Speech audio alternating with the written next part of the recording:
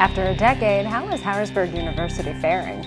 I'm Jill Horner. This is COMCAST Newsmakers. With me is Dr. Mel Chiavelli. He is the president of Harrisburg University of Science and Technology. Thanks so much for being with us. Hi, Jill. Thanks for having me. This is actually the 10th anniversary of the founding of the university, Yep. but let's talk about some very humble beginnings. This was actually a university that was chartered a decade ago.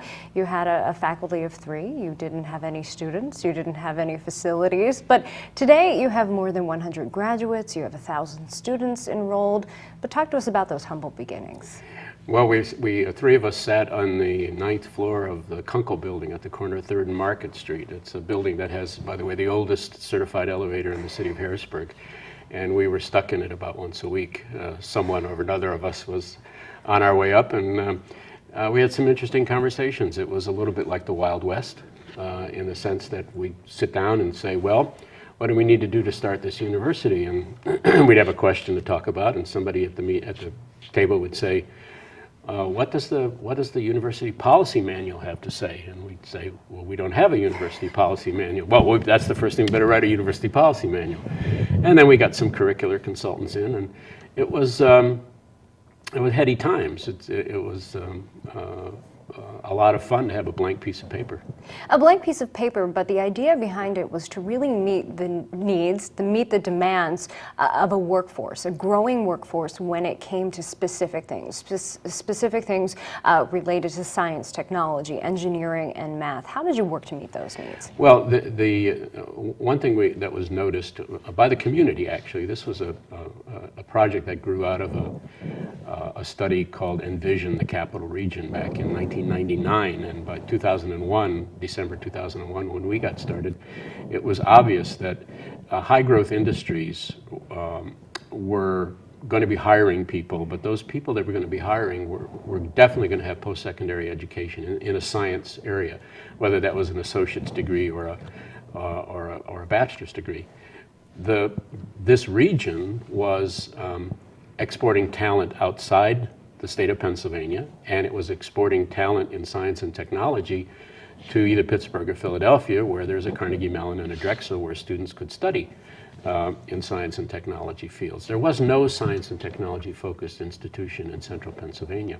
And that did not augur well for the strategic development of a workforce that would allow this region to be a player in a 21st century economy.